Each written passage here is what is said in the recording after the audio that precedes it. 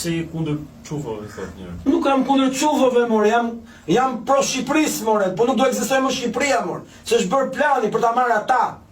E ka bërë familja Rothschild, që u tregova, kush e përfaqëson? Michael Granoff, i cili ka bërë ndërmjetësimin i Sedi Ramës dhe familjes Kushner, që është familja e Bibi Netanyahu, në thelb. E kanë negociuar këta dorëzimin e Shqipërisë. Dhe me që më kujtua tani, a e keni parë atë videon e tmerrshme të Ana Cohen, vlonjatës Çufo, që i futkës së Vlorës, që thot që është na shpremtuar Vlora para 500 vjetësh. Na shpremtuar Vlora para 500 vjetësh do të qenë pësirë.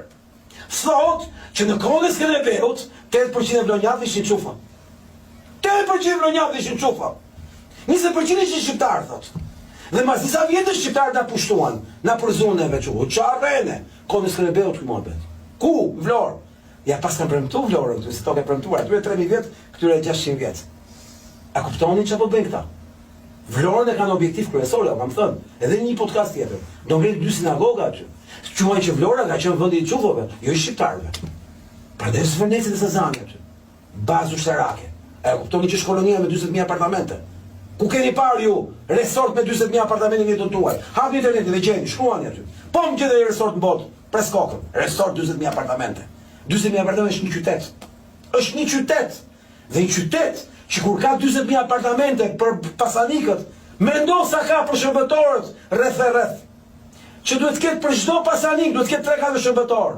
Është një qytet i madh, jo i vogël. Është koloni për çuna, se nuk mund të ketë shanse në botë të ketë resort turistik me 10000 apartamente. Është koloni. Po ikin atë, kanë një eksot me 1 milion çufu nga Izraeli. Se s'jetojnë dot më atje për 3 vjet e luftës që kanë bërë dhe të ardhmen që u vjen, që është e pasigurt për ta. Duan me ardh aty, duan me shkuën vende tjera, po aty do vinë, se duan të vinë të bashkuar, që të menaxhojnë tokat e tyre bujqësore edhe për Shqipëri.